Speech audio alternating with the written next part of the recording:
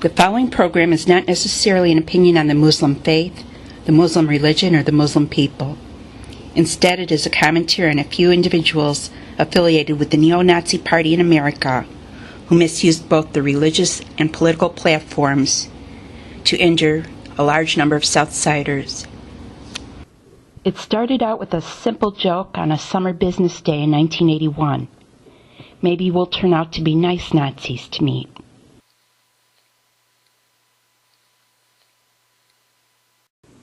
When we first met Al Drakenberg, the first thing he said to us is, "My name is Drakenberg. It's supposed to sound like the name Dracula." By the time this report is over, we will only have a few questions left. Our first question is it possible at all that the man in this famous Nazi photo called Christmas 1942-1943, is it possible at all that this man in the Nazi photo is now going by the name Al Drakenberg? Is it possible that this man in this Nazi photo was Al Drakenberg's uncle or Al Drakenberg's dad? When our investigative reporters first met Al Drakenberg, it was in 1981. He hung out with his two friends and was very tight with two men named Nick Schneider and Neil McCann. And the more the three men explained themselves, the more it sounded like they believed in Nazis, Hitler, and the neo-Nazi party in America.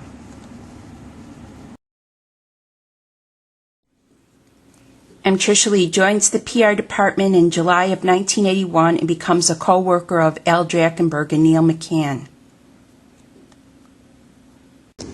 During the next 2 years, Al and Neil will thoroughly and clearly enough explain their business procedure to Tricia Lee. They had also explained their business procedures to Sister Rita Doherty. As you walk through the door of the media service department, Al, Nick, and Neil would explain that they had been hired by the hospital to provide the entertainment for the entire hospital.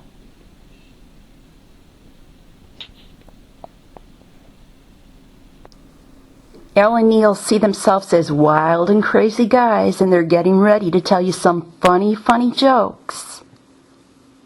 What if one or two of their jokes are funny, but the rest of their jokes are way too shocking? 3 years we worked with Al and Neil, we can remember only 2 jokes that were either funny or cute. One was a joke that Drakenberg told when you first met him. He'd show you a picture of this guy who was a Neanderthal with hair all over his back, and he'd tell you that it was a picture of him. And everybody would laugh when he said that. The other joke was Neil McCann's joke during the time when Al Gore wanted a recount of votes to see if Gore was possibly the President of the United States instead of Bush.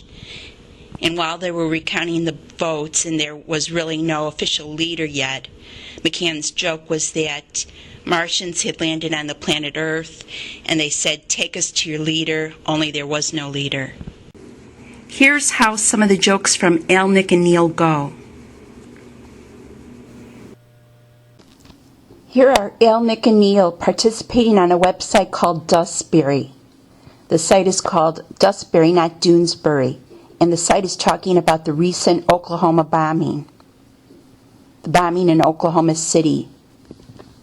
If you read further down on the site, the exact quote on the site is this: "Well, if some doofus in Oklahoma can make a bomb, then so can I. Me too." Here is a joke that Nick, Neil, and Al have going on at Christ Hospital today. You have to type in this secret password, Neil McCann plus Nazis, in order to pull up one of the hospital supply lists. When Tricia Lee first met Nick, Neil, and Al, she was in her 20s and at an age when she was still looking for a date or a husband. Al Drakenberg had explained to her that he's a married man, which left Neil McCann as the only single guy who was available. She had shown interest in dating them in the first or second week of their professional relationship together, and this is long before they fully explain what they call their philosophy.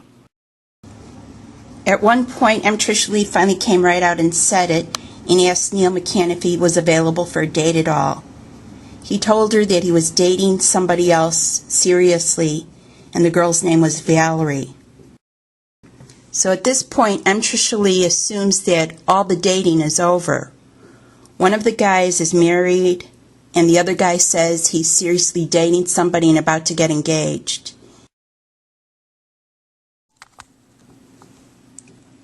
But Al and Neil still have 2 years to go yet with Tricia Lee and are still in the process of explaining to Tricia Lee what a work relationship is like.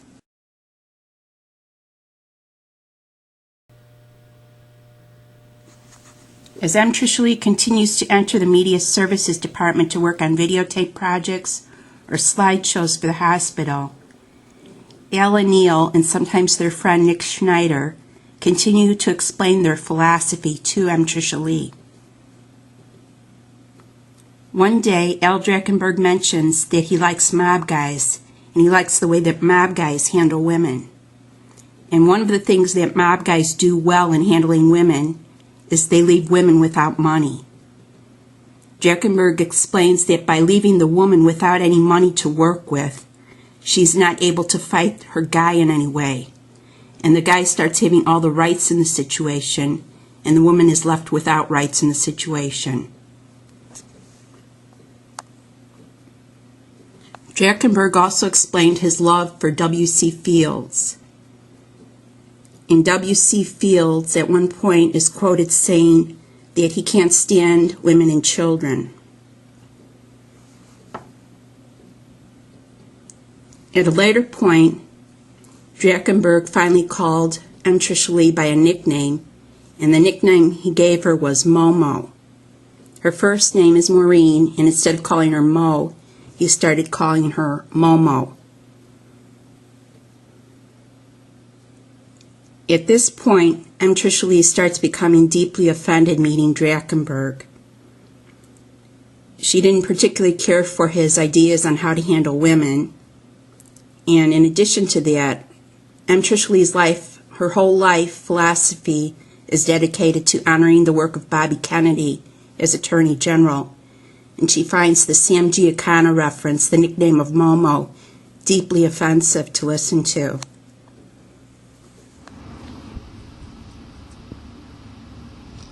Al Drakenberg has explained by now that he wants to be the mob guy in every way possible, and in the years to come will be contacting David Letterman, Kelsey Grammer, and Oprah Winfrey and asking them to network with him in every way possible.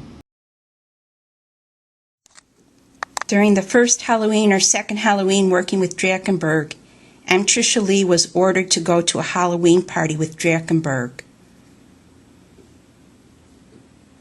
At this point, going out on the date with Drakenberg explained that only adulterers were going to be staying at the hospital, and people who didn't participate in adultery weren't going to be keeping their jobs at the hospital. By the time of the Halloween party, Tricia Lee has caught Nick, Neil, and Al watching tapes of John Wayne Gacy together and watching tapes of Richard Speck together. They would sit there in the media service department and laugh over Richard Speck's activity. They would laugh in a way that approves of Speck's jokes rather than scorns Speck's jokes. And then they would laugh about John Wayne Gacy, and they were laughing in a way that they got Gacy rather than not getting him.